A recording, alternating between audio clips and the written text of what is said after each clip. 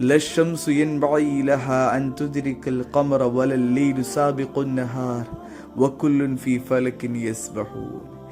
സൂര്യന് ചന്ദ്രനെ പ്രാപിക്കാൻ ഒക്കുകയില്ല, രാവ് പകലിനെ മറികടക്കുന്നതുമില്ല. ഓരോന്നും ഓരോ നിശ്ചിത ഭ്രമണപഥത്തിൽ നീന്തിക്കൊണ്ടിരിക്കുന്നു.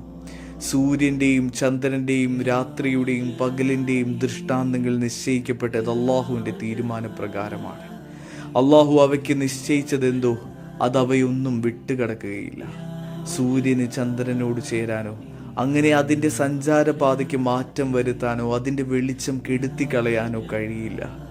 രാത്രിക്ക് പകലിനെ മുൻകടക്കാനോ പകലിൻ്റെ സമയം അവസാനിക്കുന്നതിന് മുൻപ് രാത്രിക്ക് അതിൽ പ്രവേശിക്കാനോ സാധിക്കുകയില്ല.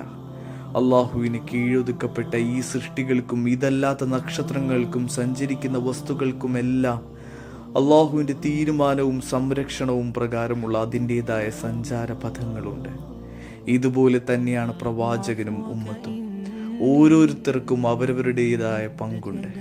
നാം പ്രവാചകന്റെ വെളിച്ചം ഏറ്റെടുക്കാതെ പോകുകയാണെങ്കിൽ ഭൂമിയിൽ പല പ്രശ്നങ്ങളും ഉടലെടുക്കാൻ അത് കാരണമായേക്കും. അതോടെ സമാധാനം ഇല്ലാതാവുകയും ചെയ്യും.